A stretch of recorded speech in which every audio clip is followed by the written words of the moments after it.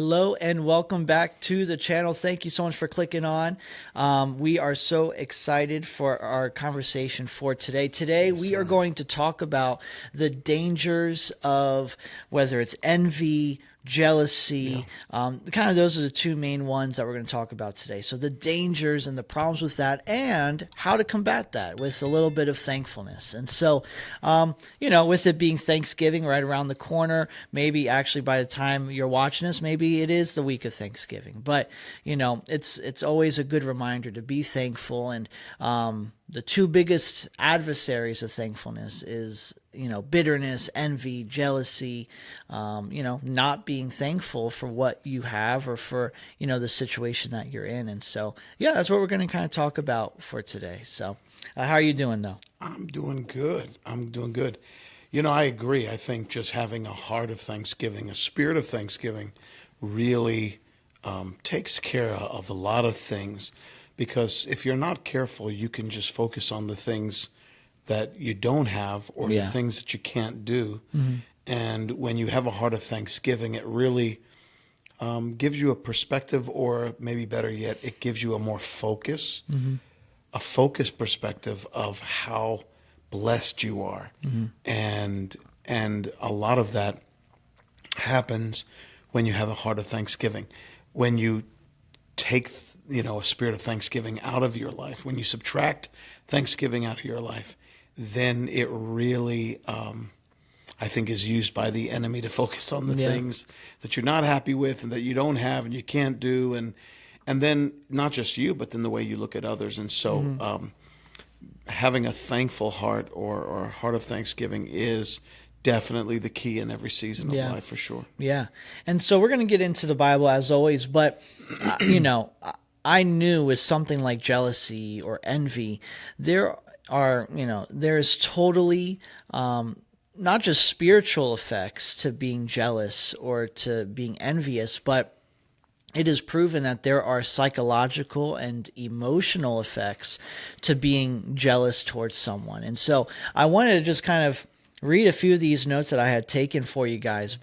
So what are the psychological and emotional, effects of being jealous or of being envious of another person? So the first thing that happens is there is a decreased self-worth. So obviously when there's a jealousy for someone else, it's because you want something that they have and you don't. Right? So you see yourself as less than, you see yourself as missing out or having a missing part of yourself. You want something that you currently don't have. And so because of that, jealousy can make you feel almost like inadequate or not enough or not fulfilled. And so this kind of decreases your self-worth, your self-esteem. It makes you feel worse about yourself. If I'm jealous of a friend of mine because they just purchased a house and I don't have a house right now, that's going to make me feel, less than, oh, I'm not good enough. Oh, I'm a failure. Oh, it's going to only make it worse for myself, for my mind, for my thoughts. So that's the first thing. The second one is there becomes this emotional instability. So typically, and that's more than as an effect of this self-worth, this drop of self-worth, this usually then causes a huge fluctuation of emotions. So maybe that makes you angry, that makes you bitter, that makes you upset. Maybe that causes a state of depression, or anxiety. So now your just emotional state, your mindset just becomes very unstable. And then this third one I think is also interesting, but studies also show that there is then a lack of trust that starts to build when people are jealous, when people are envious of someone else. There's a lack of trust.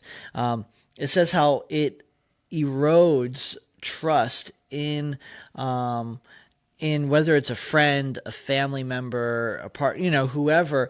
It starts to erode at this trust because there's like an insecurity. So now you have this feeling of I don't know if I can trust you. I don't know if you have my best interest. Like, so it kind of turns into like this victim card, like, this jealousy, this envy. It almost makes you feel like the victim. And so now because you feel victimized, your trust for other people drops. So you see this a lot today when it comes to the rich. So people who are rich, right? You see everything about taxing the rich, making the rich, give their fair share and tax their fair share. And you see all of this stuff. And so many people hate the rich. But what's ironic is if I were to offer any of those same people $10 million, I can guarantee you they will take it and make themselves rich. And so because, who wouldn't want $10 million? Sure. Who wouldn't want to be rich? Who wouldn't want to be in the top 1%? It's nice. It's comfortable. You don't have to worry about bills and money and resources. Of course, But what happens to people is because they're jealous, because they would want to be in that situation, now they're turning themselves into a victim. So, wow, well, since I'm not in their shoes, they must have done something wrong, or they must have done something wrong to me to stop me from being in their position. Or some people look at others and say, well, how did they get this? They don't deserve. Yeah, they don't deserve it. This. Right. I think insecurity, insecurity breeds insecurity. Yeah. So when you are insecure, it'll breed insecurity that you have for others. Or, like a lack of trust. Yeah. Right. So typically, like if you survey many people, regardless of, I'm just going to throw out names like Elon Musk, who's that? The guy from Amazon, Bezos, Jeff Bezos. I don't know. There's so many other guys that I can't think of off the top of my head. But overall, if I would survey each of those rich people, each of these very successful people, and I would say, do you inherently just trust them as a human being? I could almost guarantee that the majority of people would say no. They wouldn't trust them, right? So I just think that's interesting. That kind of shows that there is this line, there's this connection to. Well, yeah, because there's always a piece, I think, of people that think, how did they get this rich? Yeah. And was it, deceitful? Was it through lying, cheating, stealing in some way? How did they get this rich or whatever? So a lot of times things that you don't understand, you also have them feelings toward as well. Yeah, exactly. But all of this ultimately stems from this feeling of jealousy. Because like I said, everyone hates them, but if you offered 10 million, you would take it, right? Becoming a rich person yourself. So, I think a lot of this, what we see is just everyone wants money and everyone's upset that they're not as rich as the next person. And so, you come up with a reason why, you come up with this victim, you come up, whatever it is. And all this is just studies done about psychology and our emotional state when it comes to jealousy. So I just think that's interesting. No one's jealous. No one's complaining about the homeless. No one's complaining or jealous of, why are they homeless? I wonder why. No, that's not a thing. Sure. It's always about people that you wish you had their life. Right. So then, and this kind of connects to studies show that there are then obsessive thoughts. So it becomes to just, it starts to consume you. It starts to just become a part of, it's always on your mind. You're always the victim. You're always jealous. You're always upset. You're always bitter. It becomes very obsessive. And I think what's interesting is as I'm speaking this even out loud, it's very, very, obvious or very common on social media, when you look at the political scheme, when you look at just societal topics, people become very obsessed about the people that they hate. And I think that's interesting. If you don't like them, why are you always thinking about them? If you don't like them, don't think about them. Move away. Don't have enough to do. Yeah. People have so much idle time. Yeah. And, in a weird way, it almost seems like they gain fulfillment in talking about somebody else or bashing somebody else or questioning somebody else's integrity. And, which is very interesting because when you do that, you're taking the attention off of yourself. Yeah. And that goes perfectly with what you just said for the last point that studies kind of bring up and show. But they also mark that there's a difficulty with self-improvement, right? So when you're jealous, when you are bitter, when you are hating other people for, right? It says that it can blind you to your own strengths and shortcomings, and it prevents you from making changes to yourself, right? Look at our world. Look at the political scheme. Everyone wants the system to change. Everyone wants people to change. But no one is saying, you know what, let me grind a little harder. Let me get a second job. Let me, save more money instead of going to Starbucks every day. Hey, let me, you fill in the blank. And typically it's always like, they're the problem. They're the issue. I'm fine. I'm good. They're the problem. And of course, yeah, there are people that cause problems. If I can point and say, hey, you know what? They're doing something wrong. That's not right. Yeah, that's one thing. But so many people, they get so obsessed over it that they're too focused on other people's shortcomings and wrongdoings that it stops themselves from, being critical of themselves and improving and, growing and becoming a better, person in society, themselves. And so, it's very ironic. So it's interesting because as I'm actually reading through these, I read them quickly as I was kind of preparing and all that for this conversation. But as we're actually hashing it out and talking about it, I think our world has a big issue with jealousy. Yes, obviously, there's so many other layers to many things in our world, of course. But when you read this, I think that one of the core, not the core, but one of the core issues in America, in our world, is that there is this sense of envy and jealousy, wanting something that is truly not yours, feeling like you are deserving of something that you didn't work for and someone else did work for. I think really jealousy and envy and social media has only made it worse. I think too, even in our world, so the majority of what we do is ministry. So in our world of being ministers and, running a ministry, I think too, a lot of people, their attention is on like what we have, what we do or what we don't do. Like always trying to be like the backseat driver and like, telling people what to do that have never done. It's like, and I think a lot of it comes from jealousy or like talking about, whether it's tithing or whatever. They look at it and it's almost like people want you to be poor. Yeah. Or they want you to, not have things. It's almost like it's like a negative connotation. So people talk about it. Yeah. People love talking about that.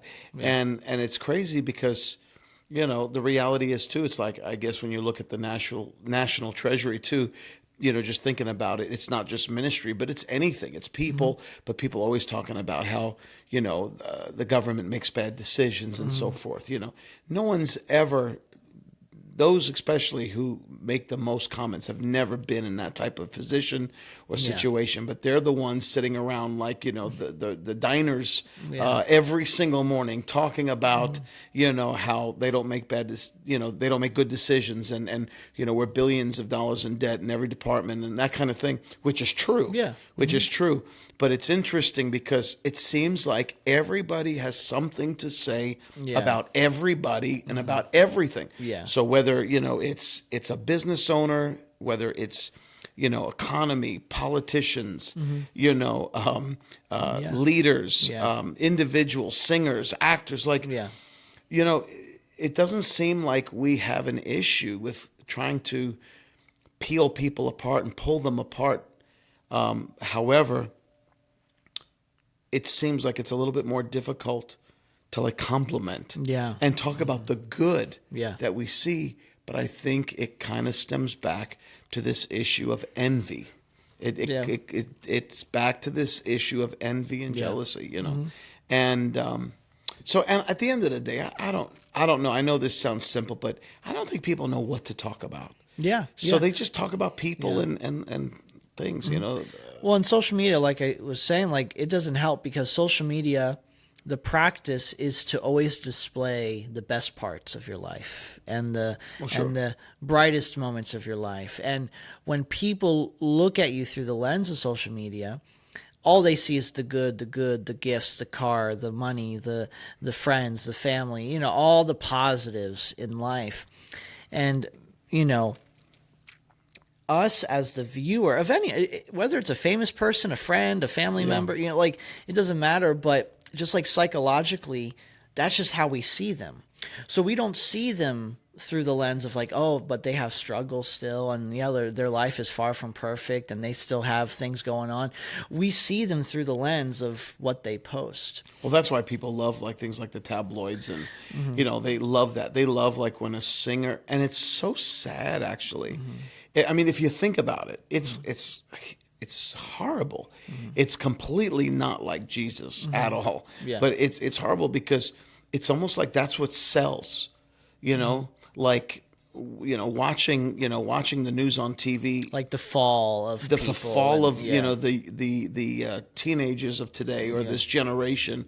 You know, that's what, or the fall of singers or actors or preachers. Yeah. You know, evangelists. Like people are gravitated to other Yeah. people's failures. Yeah. So again, I think a lot of it stems back to like, man, there has to be something behind that person, Yeah. or there has to be something, Yeah. So I think this is a really incredible viewpoint of jealousy and envy, looking at how it could actually hurt you. Yeah, yeah. And people don't even realize it. They blindly are misled how this, and you talk about mental illness, you know, how the average person today is negative and they look for the negative things in others. Yeah. And how this actually impacts you psychologically and emotionally, how it hurts you.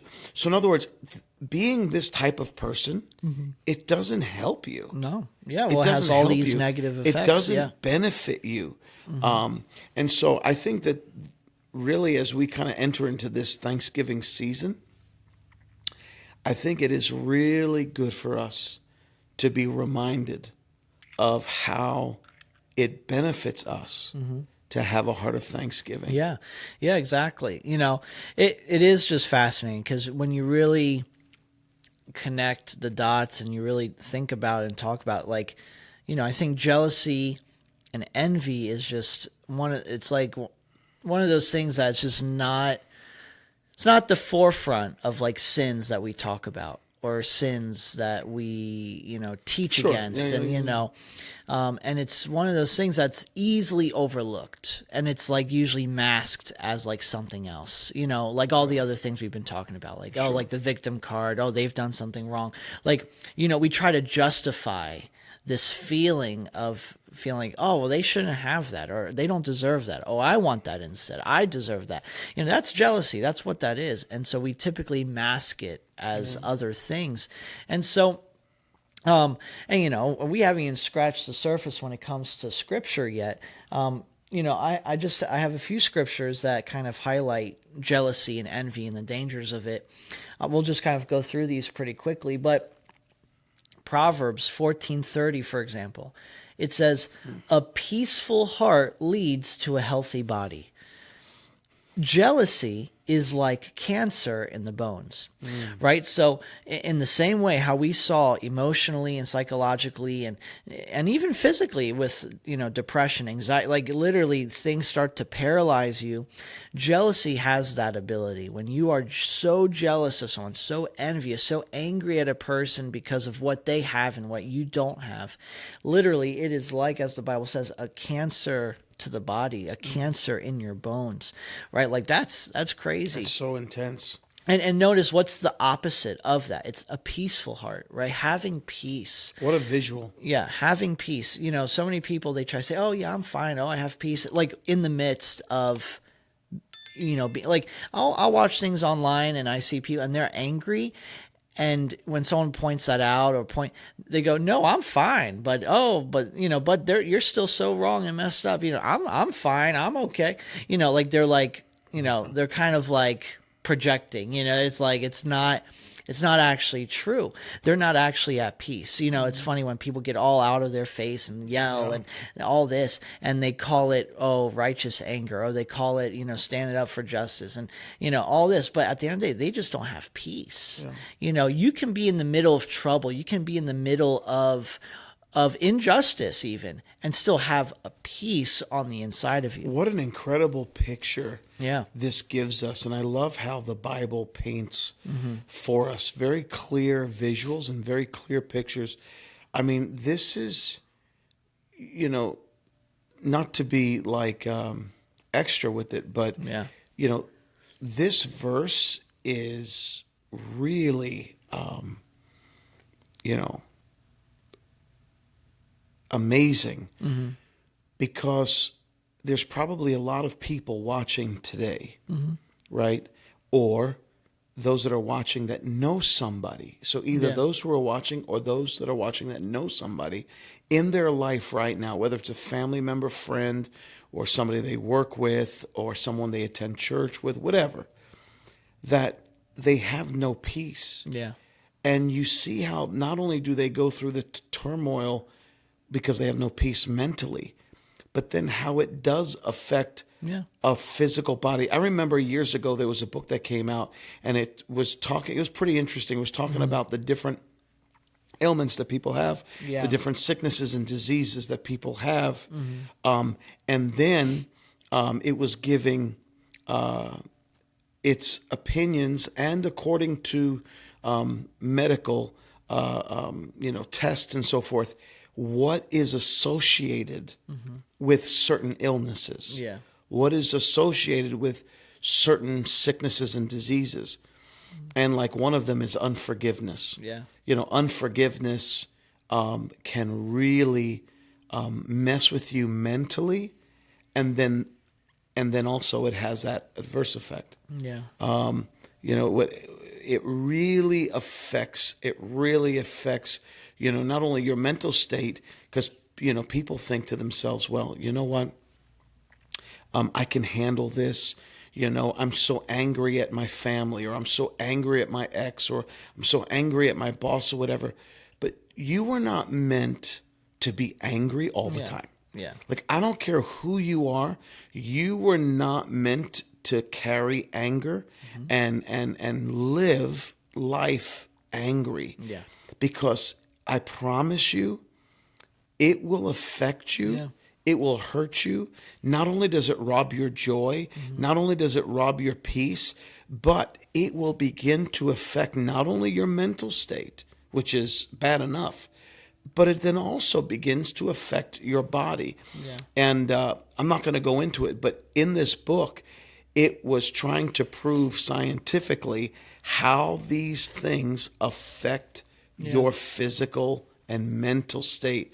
And so those that are watching, I just want you to know that we're praying for you.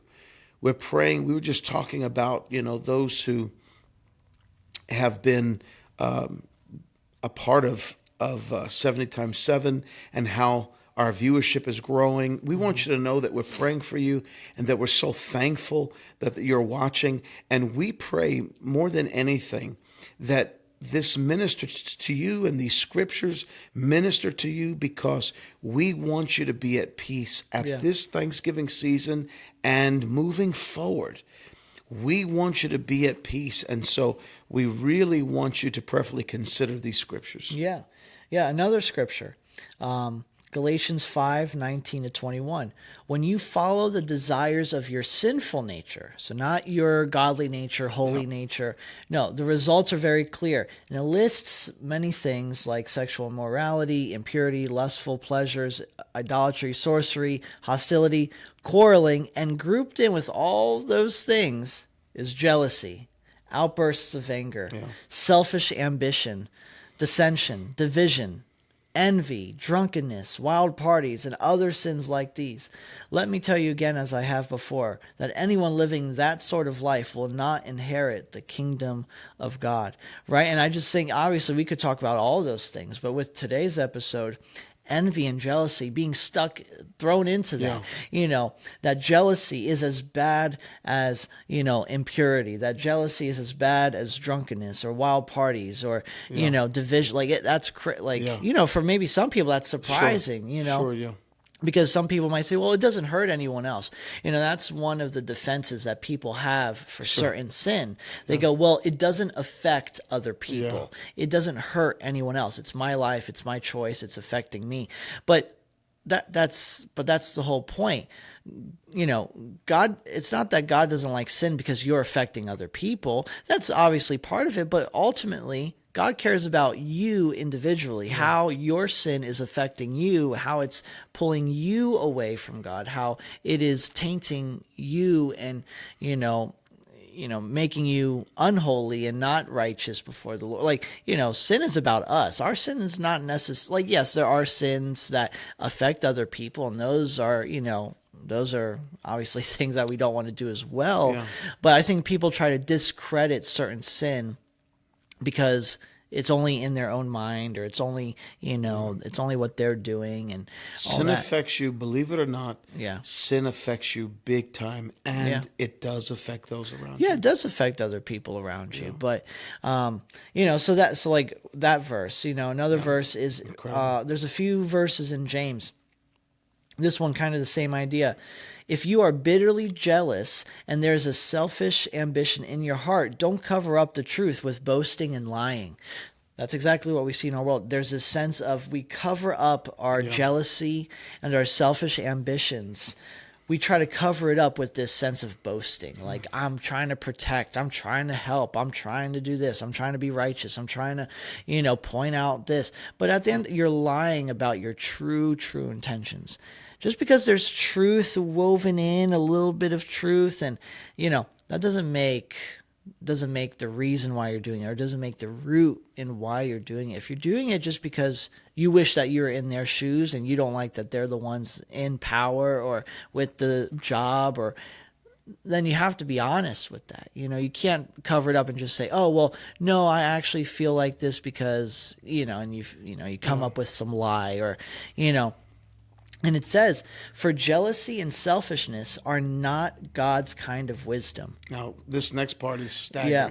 Such things are earthly, unspiritual, and demonic. Many people go, oh, not everything is demonic. If you're not for God, that doesn't mean you're demonic. Well, it counts jealousy and selfishness as demonic, not just as, oh, something you have to work on. Oh, no, jealousy. Actually, you think about it. What caused Lucifer, who we know as Satan or the devil, to fall? Sure. It started with jealousy. Yeah. It started with pride, feeling like that he was equal to God, that he deserved to be in God's throne, that he was better than God, more deserving than God. And so literally jealousy is one of the very first, it's what caused Satan to become who he is, right? And so, jealousy, selfishness, things that might not seem that bad or mundane, the Bible calls it So to be demonic. very clear, then it's not motivated by anything spiritual, by anything holy, and by anything of the Lord. Yeah. So every time you are jealous and all these things here, you're exposing really your hand. Mm-hmm. You're exposing, and you're saying, you know what, I'm actually functioning right now. Yeah. And I'm functioning in such a way where my life is pleasing the enemy. Yeah. It's not pleasing God. My life's not pleasing the Lord in this. My life is pleasing the enemy, and actually I'm bowing down, and I'm becoming now a servant to what the enemy and the plan that the enemy has for my life. So it's I mean, These scriptures are incredible because it Yeah. makes it so crystal Yeah, clear. yeah. And then finally, verse 16, it says, "For wherever there is jealousy and selfish ambition, there you will find disorder and evil of every kind." So jealousy can just, it's kind of like what you would call like the gateway sin. Like all it starts with a little bit of jealousy, a little bit of envy, and it grows into things that are bigger, worse, more than you could even handle.